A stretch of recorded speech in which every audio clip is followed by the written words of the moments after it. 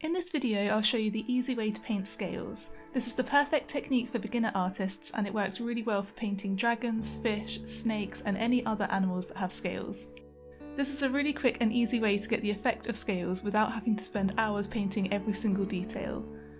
Begin by painting the base colour of your animal, painting all of the highlights and shadows to form the shape.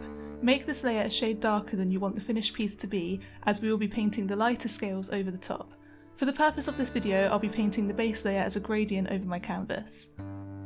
To paint the scales, you will need 2 or 3 filbert paintbrushes in different sizes.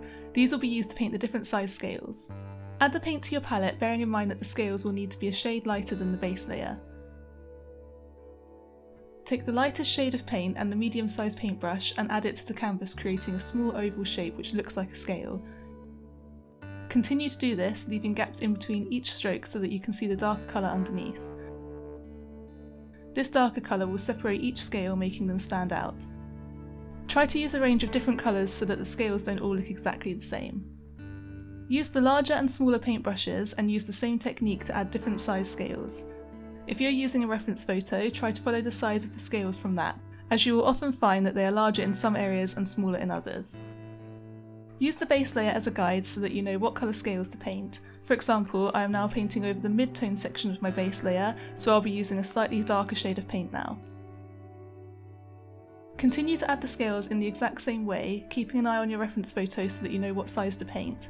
The gaps in between each scale should stay quite narrow. If any of the gaps look too big, then just add a small scale in between with a small paintbrush.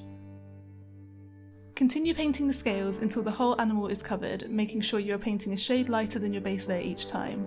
So as I am painting over the dark blue, the colour I'm using now is quite a bit darker than the first scales that I painted at the top. Now that all of the scales are painted, you can add some highlights to make them look more three-dimensional. To do this, take the paint that is a shade lighter than the scale you are painting and add it to the tip of the scale towards where the light source is coming from.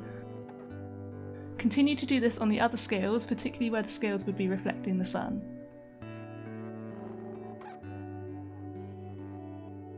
I hope you found this helpful. Don't forget to subscribe to see more videos like this.